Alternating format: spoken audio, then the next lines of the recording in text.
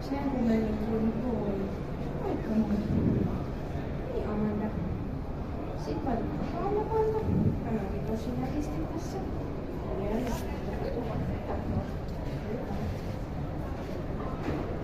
Pitää katsoa, että ei saa missään nimessä laittaa liian tiukalle, mutta tulee kuitenkin tarpeeksi tiukalle, ettei vaan luiskata päästä. Nyt ollaan kuitenkin täällä näyttelypaikalla ja on paljon ihmisiä ja saataisiin olla koirakin sit siinä oikeassa tilanteessa.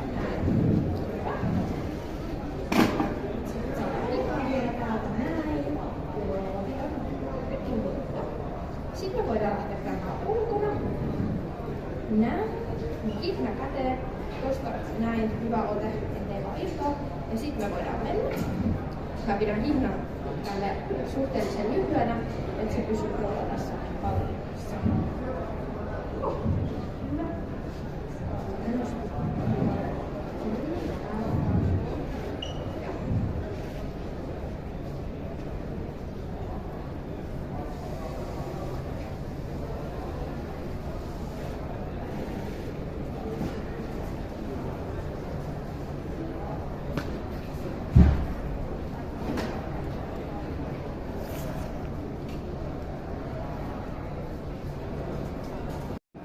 Hienosti. Hän odottaa hetken.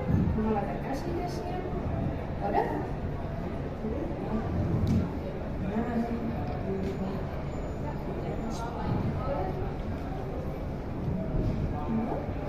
Ja sitten koira pöydällä. Läsän. Hienosti. Täältä, hän nyt istahti. Täältä edestä takaa kiinni ja jaloilla nostetaan, selkä suorana. Näin.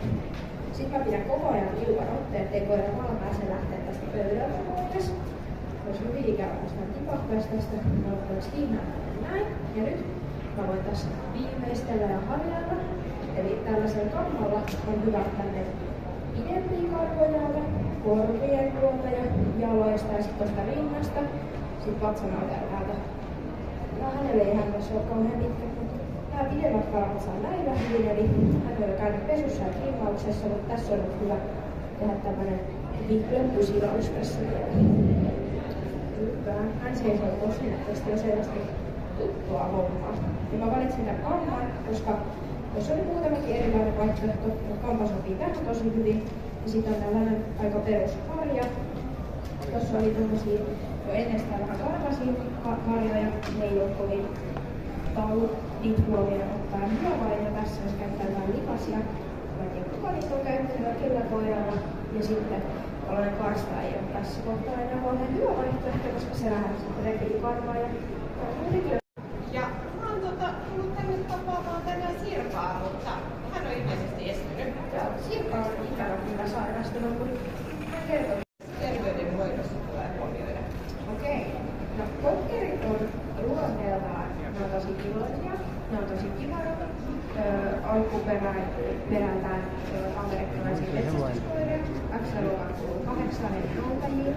Metsästyksessä on hyvin käytettyjä, mutta tässä meillä on toki riippuu käyttötarkoituksesta, mitä itse ajattelee, että tässä on esimerkiksi näyttelylinjainen yksilö, että sitten se vähän vaikuttaa sen hankinta ja sen perusteella, mihin käyttöön se on sitten tarkoitettu. Luonteeltaan ne on, niin kuin mä sanoin, ne on tosi iloisia, tosi kivaroitu. Kannattaa toki sitä miettiä, että mihin tarkoitukseen ja millaista voidaan sitä itse etsiä, onko kokemusta ja kaikkea tällaista. Mutta sitten taas nämä terveysjutut, niin perusterveytettu, mutta korvien ja ihon kanssa on ongelmia. Että kuten näkymä korvat on aika isot ja varvat on tosi pitkät, ne voivat ei hirveästi hengitä, niin ne voi vaatia käsillä puhdistusta ja hoitoa, ja ihotulehdukset ja ongelmat ei ole koskaan mitenkään harvinaisia tällä radulla. Terveydenhoito muuten, niin toki tarvitsee padottaa ja rokottaa, jos on niistä tietoa.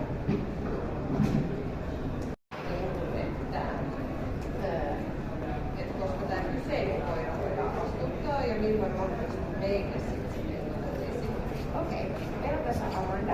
Ja Amanda ollaan astuttamassa tosiaan mahdollisesti jo seuraaviin juoksuihin. Eli jos ajatellaan, että juoksu tulisi vastaan, vaikka esimerkiksi ensi kuun alussa, niin hyvä kohta astuttaa on siinä 11-14 vuorokauden kuluttua niiden juoksujen alkamisesta, eli muutaman viikon päästä, kun ne juoksu on alkanut. Eli se tarkoittaisi sitten hyvän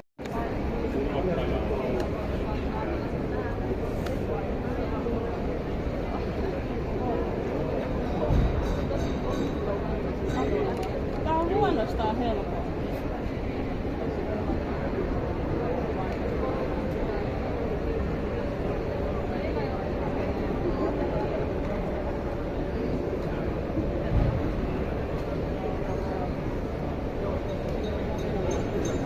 Ei, onks